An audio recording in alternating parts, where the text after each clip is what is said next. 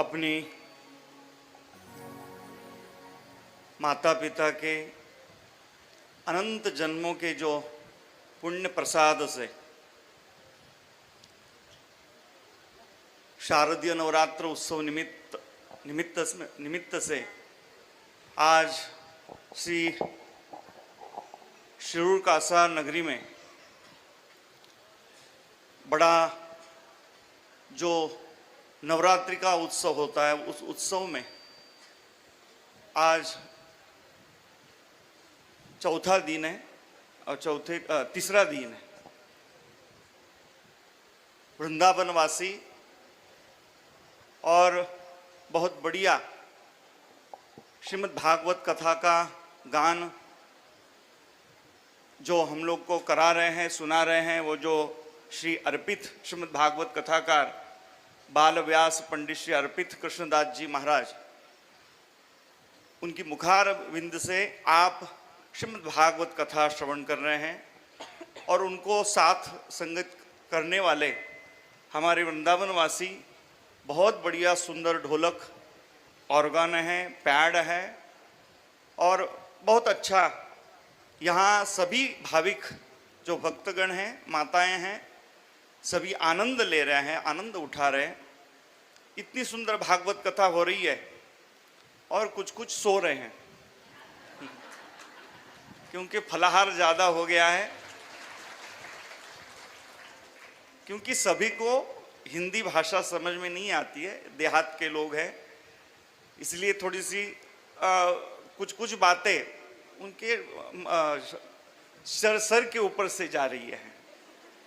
तो इसलिए आज अपने आई जगदम्बा कालिका माता के प्रांगण में, इस मंच में आप यहाँ पधारे और बड़ा सा यहाँ श्रीमद् भागवत कथा के निमित्त से बड़ा यहाँ आनंद यहाँ सब लोग ले रहे हैं, आनंद उठा रहे हैं और सब भाव विभोर होके राधा कृष्ण का यहाँ स्मरण हो रहा है, अपना भी स्मरण यहाँ हो रहा है।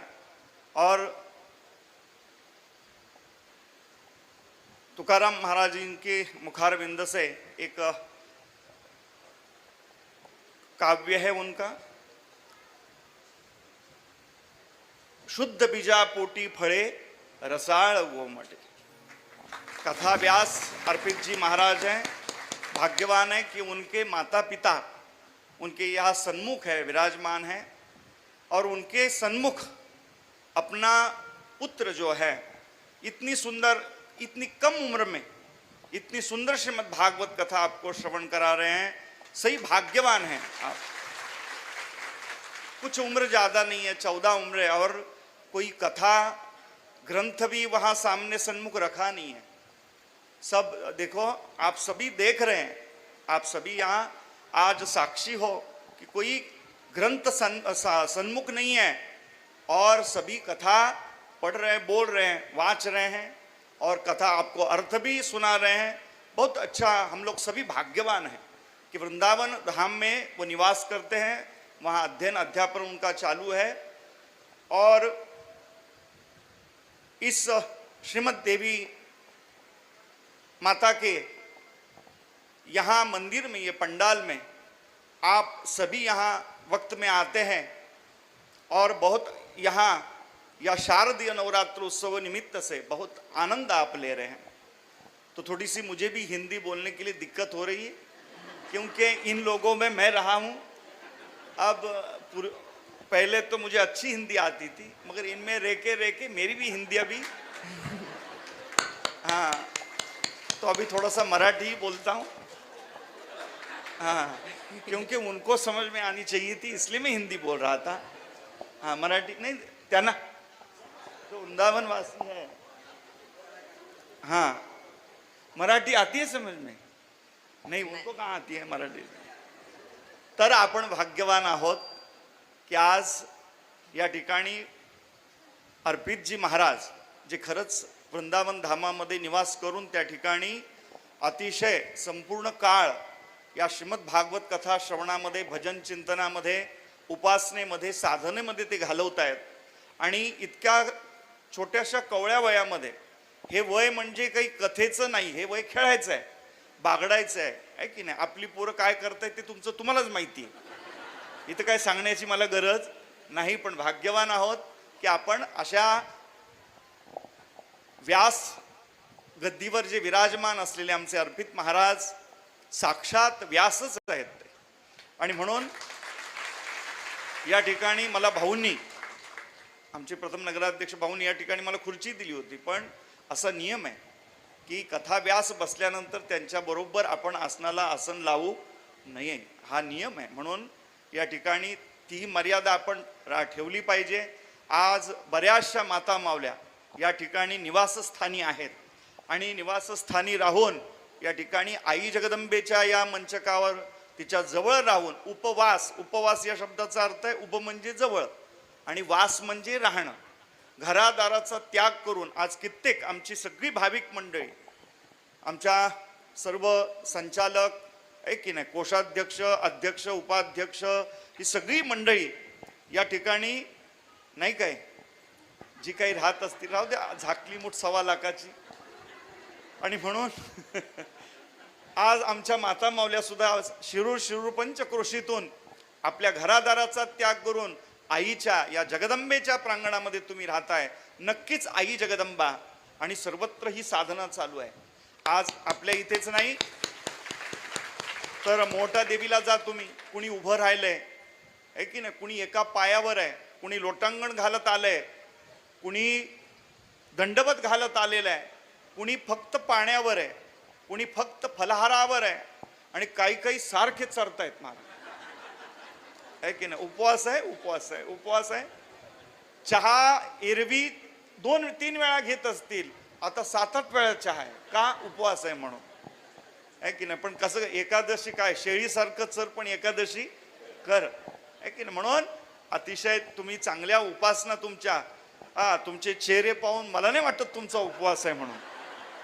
पण खरंच आज अर्पित महाराज या ठिकाणी आले, त्यांचे आईवडील या ठिकाणी सन्मुख आहेत आणि अतिशय सुंदर पद्धतीनं हिंदीमध्ये त्या ठिकाणी व्रजभाषा आहे, त्या भाषेमध्ये सुद्धा या ठिकाणी आपल्याला श्रीमद भागवत कथेचं या ठिकाणी आनंद प्रमोद तुम्हाला या ठिकाणी देत आहेत. खरंच आपण भाग्यवान आहोत. आज तिसरा दिवस आहे, कथेचा तिसरा दिवस आहे. म्हणून आज तसं नवरात्रीचा हा 4था दिवस आहे, पण कथेचा तिसरा दिवस आहे. उद्या भगवान श्री कृष्ण प्रागट्य आहे ना, कल ही करेंगे ना, कल श्री कृष्ण प्रागट्य आहे. म्हणून उद्या येताना जरा सजून धजून या आणि उद्या भगवान श्रीकृष्णाचं प्रागट्य या ठिकाणी करायचं आहे. म्हणून या ठिकाणी आयोजकांचे सर्वांचे या ठिकाणी जेवढे आभार मानावे तेवढे कमी आहेत. असे संत, असे कथाव्यास आपल्या शिरूरमध्ये येतात आणि आपल्याला आनंद देतात.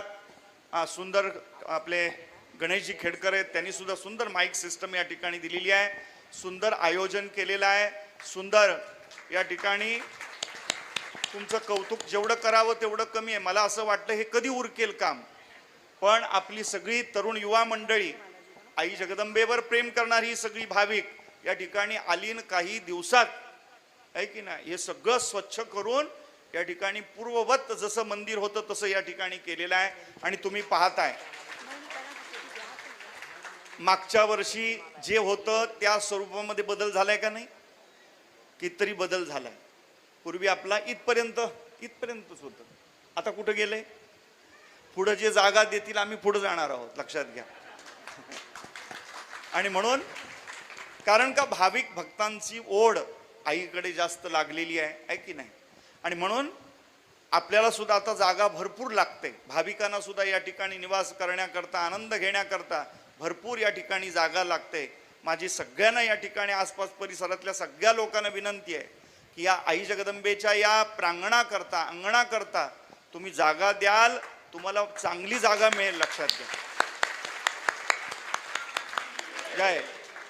आणि म्हणून माझी सुद्धा या ठिकाणी तुम्हाला प्रार्थना आहे, विनंती आहे की जिथे अडचणीत असेल तिथं जास्त हट्ट न करता आई जगदंबेसाठी काही कुठं आपण वर घेऊन जाणार का, घेऊन जाणार काहीच नाही, कोणी घेऊन जाणार नाही, नेताही येणार नाही. म्हणून कंजूशी करू नका, जितकं होईल तेवढं तन मन धनानं या ठिकाणी सहाय्य करा. कारण का ही आराध्या आहे, परात्परा, ही महामाया आदिशक्ती आपली कालिका माता आहे. आणि तुम्हाला मी सांगत असतो, दोनही पीठ आहेत आपल्या शिरूरमध्ये, एक शक्ती आहे आणि एक शिव आहे. या शिवशक्तीचं या ठिकाणी संयुक्त जर दर्शन तुम्हाला करायचं असेल तर शिरूरमध्ये लक्षात घ्या. आणि आमच्या ज्ञानोबरांनी अमृतानुभवामध्ये शिवशक्ती समावेशन केलेलं आहे.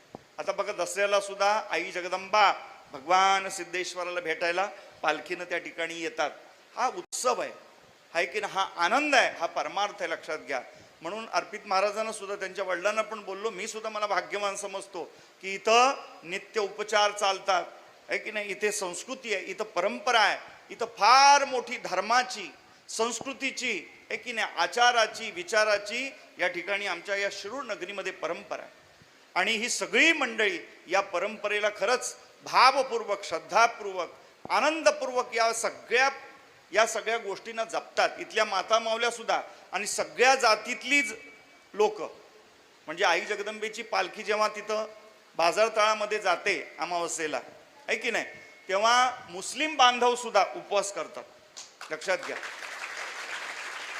ती सुद्धा त्या ठिकाणी जे नित्योपचार आहे त्या ठिकाणी ते पाळतात, कुणी चप्पल घालत नाही.